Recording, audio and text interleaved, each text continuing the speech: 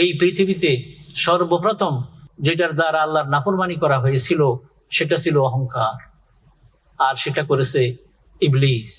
কোরআন কারীমের মধ্যে এসেছে, ওয়াইজ কুলনা লিল মালাইকাতি ইসজুদু লিআদাম ফাসাজাদু ইল্লা ইবলিস।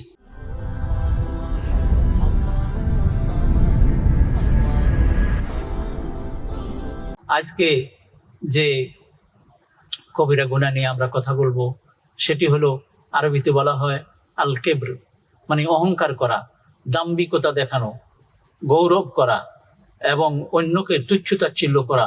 এই সব কিছুই এই কেবরের অধীনে চলে আসে।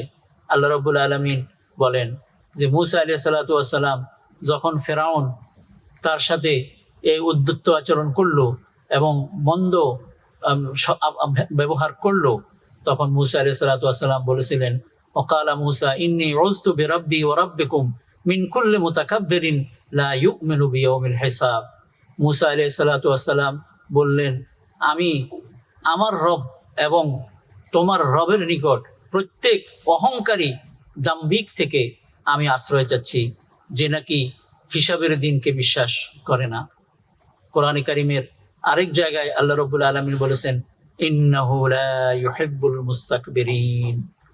যারা অহংকারী, যারা দাম্ভিক, আল্লাহ তাদেরকে কখনো ভালোবাসেন না। আল্লাহ রাব্বুল আলামিন আরো বলেছেন, ইন্নাল্লাযীনা ইউজাদিলুনা ফি আয়াতিল্লাহি বিগাইরি সুলতানিন আতাহুম।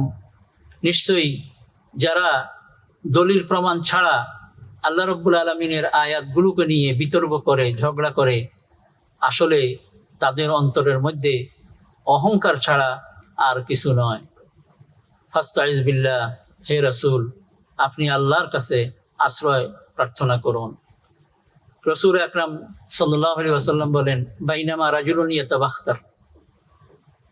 একবার এক ব্যক্তি এরকম অহংকার করে, দাম্ভিকতা প্রদর্শন করে, অন্যদেরকে তুচ্ছ-তাচ্ছিল্য করে এমন একটা ভাব দেখিয়ে সে চলছিল। ইয়ামশি ফি বুরদাই, তার যেই চাদর গায়ে দেয়া, এই চাদর গায়ে দিয়ে এমন একটা ভাব সে দেখাচ্ছে তার সেই সম্মানিত, তার সেই মর্যাদাবান, তার সেই পাওয়ারফুল আর কেউ নেই, এভাবে সে চলছিল।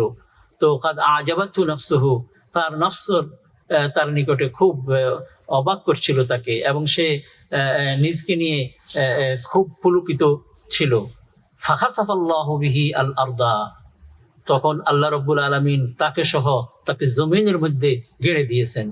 ফাহুয়া ইয়াতাজালজালু ফিহা ইয়াউমুল কিয়ামা, সেই কিয়ামত পর্যন্ত এই জমিনের মধ্যে নিচের দিকে যেতে থাকবে। নাউযুবিল্লাহি মিন যালিক। রাসূল আকরাম সাল্লাল্লাহু আলাইহি ওয়াসাল্লাম আরো বলেছেন, ইউহশারুল মুতাকাব্বিরুনা ইয়াউমাল কিয়ামা আমসাল আয-যুর ফি সূরাতিন নাস ইয়াকশাহুমুয যুল্লু ফি কুল্লি মাকান। মুতাকাব্বিরদেরকে কিয়ামতের দিন এমন ভাবে হাসরের ময়দানে একত্রিত করা হবে যে প্রত্যেক স্থান থেকে অপমান, লাঞ্ছনা, গঞ্জনা তাদেরকে ঢেকে ফেলবে। এবং উলামায়ে কেরাম বলেছেন, এই পৃথিবীতে সর্বপ্রথম যে আল্লাহর যে নাফরমানিটা করা হয়েছিল সেটা ছিল কিবরের মাধ্যমে। এই পৃথিবীতে সর্বপ্রথম আউয়ালু যামবিন উসিয়াল্লাহ বিহি আল কিবর, সর্বপ্রথম যেটার দ্বারা আল্লাহর নাফরমানি করা হয়েছিল সেটা ছিল অহংকার, আর সেটা করেছে ইবলিস। কোরআনে কারীমের মধ্যে এসেছে, ওয়াইজ কুলনা লিল মালাইকাতি ইসজুদু লিআদাম ফাসাজাদু ইল্লা ইবলিস। আমি যখন ফেরেশতাদেরকে বললাম তোমরা আদমকে সিজদা করো, তখন সকলেই সিজদা করলো ইবলিস ব্যতীত। আবার সে অস্বীকার করেছে, ওয়াস্তাকবারা এবং অহংকার এবং দাম্ভিকতা প্রদর্শন করেছে। ওয়াকানা মিনাল কাফিরিন, এবং সে কাফিরদের অন্তর্ভুক্ত হয়ে গেছে।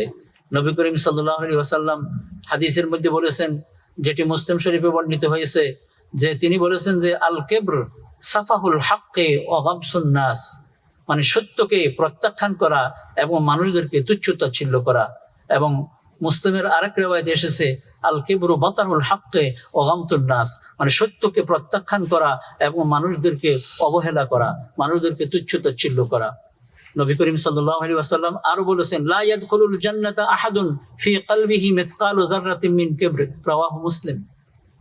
মুসলিম শরীফের হাদিসে এসেছে, রাসূল আকরাম সাল্লাল্লাহু আলাইহি ওয়াসাল্লাম বলেছেন যার অন্তরে সরিষা পরিমাণ, পরমাণু পরিমাণ কিবির এবং অহংকার থাকবে, সে জান্নাতে প্রবেশ করবে না।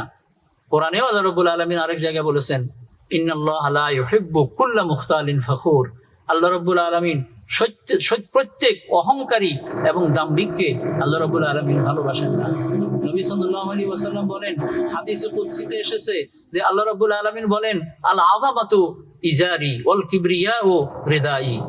বড়ত্ব এবং মহত্ব এটা হলো আমার ইজার, আমার লুঙ্গি, ওয়াল কিবরিয়াউ রিদাই, এবং অহংকার হলো আমার চাদর। আমার নাযাআনি ফীহিমা, যে ব্যক্তি আলকাইতুহু ফিন্নার, যে ব্যক্তি এই দুটির ক্ষেত্রে আমার সাথে টানাটানি করবে, আমি তাকে জাহান্নামের মধ্যে প্রবেশ করাবো। রাওয়াহু মুসলিম। এই জাতীয় অনেকগুলো আয়াত এবং হাদিস রয়েছে, যেগুলো থেকে আমরা এটা বুঝতে পারতেছি যে অহংকার পতনের মূল। আমরা নিজেরাও বলে থাকি যে অহংকার পতনের মূল। সত্যি অহংকার পতনের মূল। এই ইবলিস, যে নাকি মালায়েকাদেরই অন্তর্ভুক্ত ছিল, কিন্তু অহংকারের কারণে সে সবচেয়ে বেশি অভিশপ্ত হয়েছে।